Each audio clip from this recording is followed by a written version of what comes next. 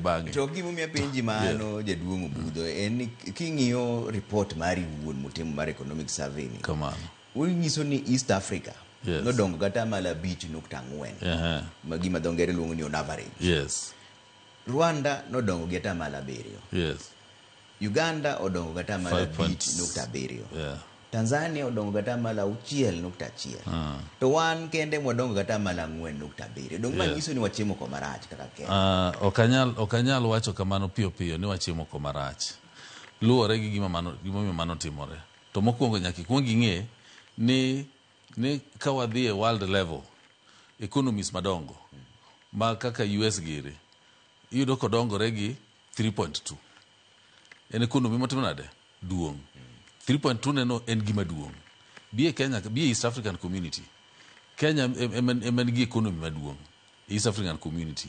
Omiyo percentage modongore godo ma 4.7 ni okinyal pimo gi mar Uganda ma 5.9.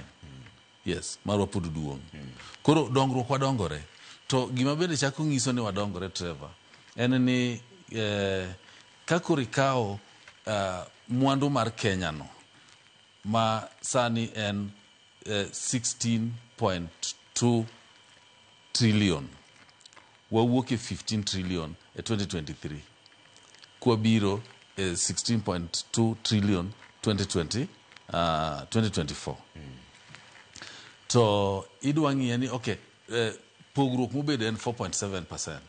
To adiri makende ni kakoro idwa ng'iyo gini to e mwandu mar jo Kenya ni kipogo gi namba mar jo Kenya to wan kanye.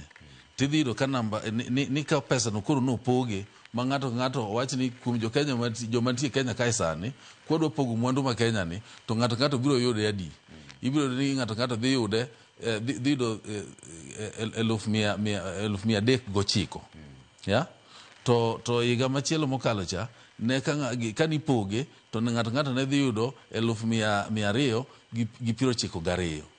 To higa machielo modok chien cha king'iye to ng'ato ne dhi yudo 266. Koro ineno king'iyo gini tido ka odongo 266,000, 292,000, 309,000. So ong'isi ni wadongo nikech population obende ng'eni timore nade? Dongo. Okwapoge ne population ma constant. Wapoge ne population ma bende timore nade? Madongo. Kaka higa mokalo population mar Kenya nen million 52.4. Koro wan wapoge gi mano. Koro aparo gima pok na yango ne jopiny maber en ni kwa wuoye economic survey 2025 to ogolonwa performance motimore chal mar uchumi e 2024 not 2025. Nying book ondik 2025 nikech ma kama emogole nyoro, lakini gimong'iyo duto en higa mokalo nikech higa ni pok mano lera mana kaka iwacho